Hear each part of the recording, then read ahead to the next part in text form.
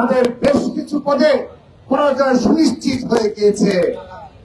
তারপর থেকে শুরু হয়েছে সেই কারচুপির তাল বাহানা। আমরা দেখতে পাচ্ছি বিশ্ববিদ্যালয়ের প্রশাসন নির্বিকার। আপনাদের কাছে একটি প্রশ্ন রাখছি, এলইডি স্ক্রিন বন্ধ হয়ে যাওয়ার কারণে ছাত্রদল সহ ছাত্রদল সমর্থিত প্যানেল সহ সকল প্যানেল তার প্রতিবাদ জানিয়েছে, নির্বাচন বর্জন করেছে। শুধুমাত্র ইসলামী ছাত্র আন্দোলন ইসলামী ছাত্র শিবির তারা এর বিরুদ্ধে কোনো প্রতিবাদ জানায়নি।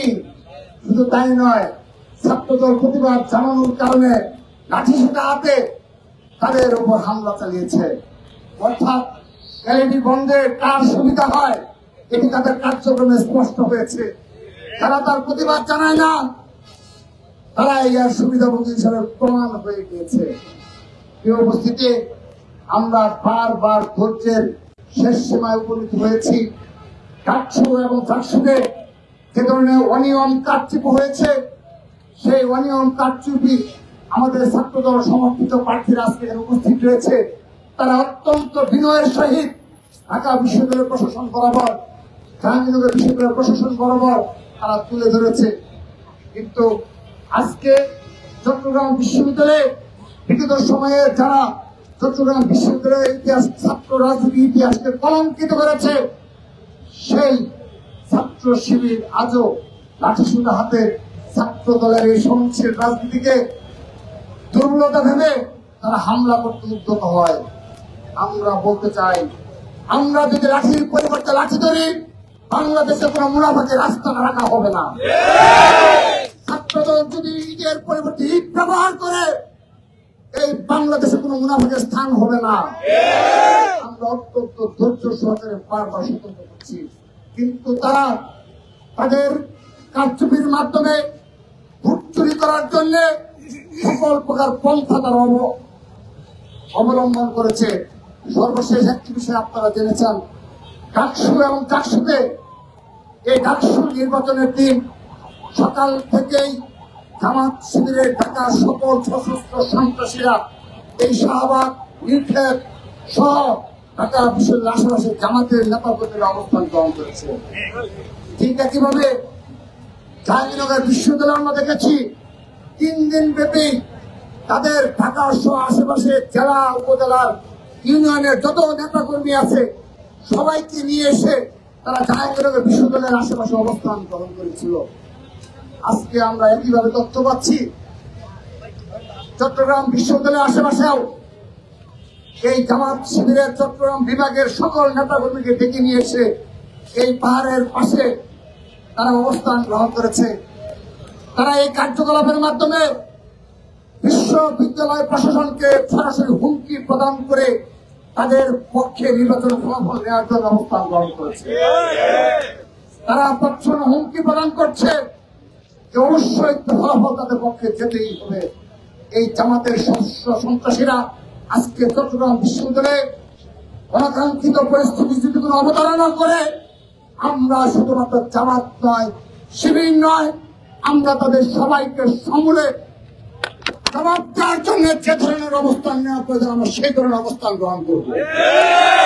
আমরা স্পষ্ট ভাষায় আজকের এই শাহবাগের অবস্থান থেকে শুধুমাত্র বাংলাদেশ জাতীয় ছাত্র দল এককভাবে মোকাবেলা করার হুঁশিয়ারি উচ্চারণ করছে। আমরা ধৈর্য সহনশীল ভাবে সারা বাংলাদেশের নেতাকর্মীরা বিগত 5 আগস্টের পর থেকে ছাত্র রাজনীতি করে যাচ্ছি। এই বট বাহিনী, গুপ্ত বাহিনী তারা প্রতিনিয়ত সাধারণ শিক্ষার্থী বিভ্রান্ত করেছে, কিন্তু তারা যেখানে তাদের নিজেদের ক্যান্টনমেন্ট হিসেবে আখ্যায়িত করে সেখানে তারা পরাজয়ের দিকে ধাবিত হচ্ছে। অর্থাৎ ডাকসু এবং জাকসুতে আমরা যে কারচুপির অভিযোগ করেছি, আজ তার সত্যিকার অর্থে প্রমাণ হবো। আমরা সেগুলোর বিষয়ে সুরাহা টানব।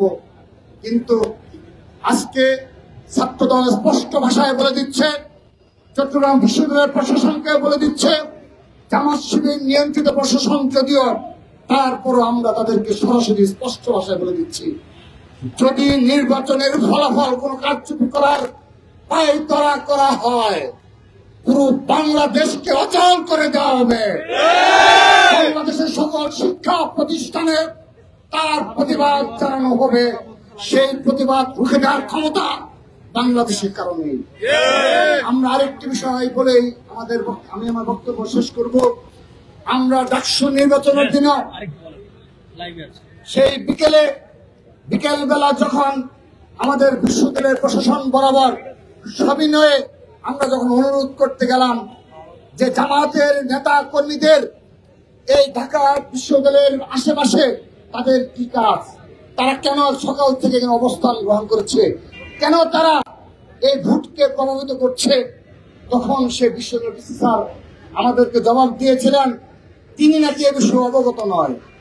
তারপর আমাদের ঢাকা বিশ্ববিদ্যালয়ের নেতা কর্মীরা তার সংসদের প্রতিবাদ জানিয়েছে, কিন্তু পরের দিন থেকে দেখা গেল মিডিয়া এবং সোশ্যাল মিডিয়ার মাধ্যমে বট বাহিনী সেটিকে অন্যভাবে উপস্থাপন করেছে। এই উপস্থিতি সেদিন যেমন ঢাকা বিশ্ববিদ্যালয়ের প্রশাসন শতভাগ ব্যর্থতার পরিচয় দিয়েছে, জাহাঙ্গীরনগর বিশ্ববিদ্যালয়ের প্রশাসন শতভাগ ব্যর্থতার পরিচয় দিয়েছে। যদি চট্টগ্রাম বিশ্ববিদ্যালয়ের প্রশাসন একইভাবে ব্যর্থতার পরিচয় দেয়, আগামীকাল ছাত্রদল তার জবাব দেবে।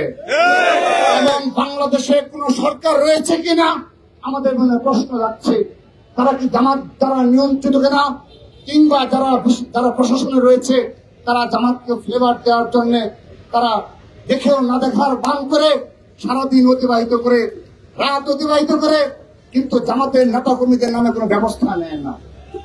যদি দলীয় নির্দেশনা থাকতো, যদি আমাদের হাইকমান্ডের নির্দেশনা থাকতো, আমরাও দেখে দিতাম কতজন নেতা কর্মী শ্বাসমতো টিকার ক্ষমতা রাখে। আমাদের হাইকমান্ডের সেই নির্দেশনা নেই। আমাদেরকে বারবার নিবৃত্ত করা হয়েছে, আমাদেরকে বারবার বারণ করা হয়েছে, কোনোভাবেই এই জামাতের মতো মুনাফিক আচরণ করা যাবে না। তারা তাদের মুনাফিক আচরণ করবে। তারা যদি প্রশাসন নির্বাচন অনুষ্ঠিত করতে চায়, সাধারণ শিক্ষার্থীরাই তা ধীরে ধীরে বুঝতে সক্ষম হবে। আল্লাহর রহমতে দুটি নির্বাচনের পর তৃতীয় নির্বাচনে আজকে তাদের সেই মুনাফিক চরিত্র কিছুটা হলেও দৃশ্যমান হয়েছে। যতদিন যাবে ততদিন তাদের কথা এবং কাজের মধ্যে কোনো মিল নেই, তার প্রমাণ হবে ইনশাআল্লাহ। আমরা সর্বশেষ চট্টগ্রাম বিশ্ববিদ্যালয় প্রশাসনকে আবার অনুরোধ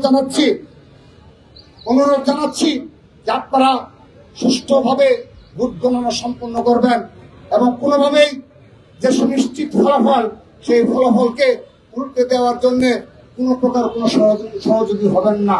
তাহলে এই বাংলাদেশে কিন্তু আপনাদের জবাবদিহি করতে হবে, আমরা তার জবাবদিহিতা সুনিশ্চিত করব।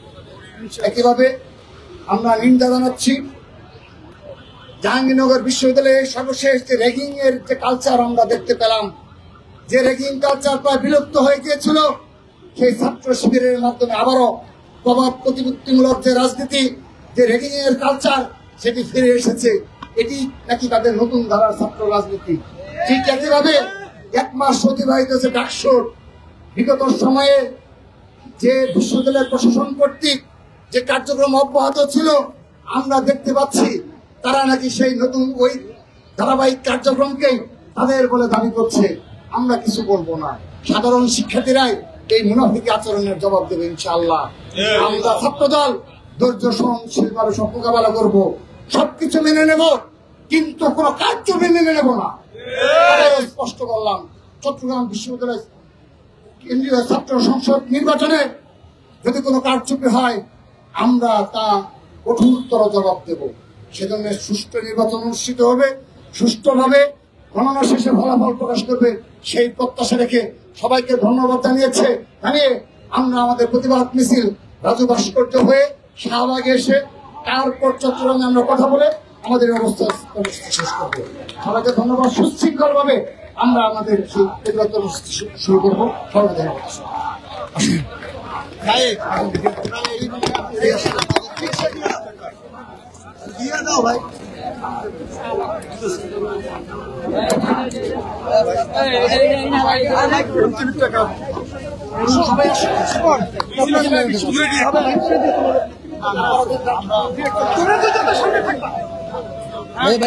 পিছনে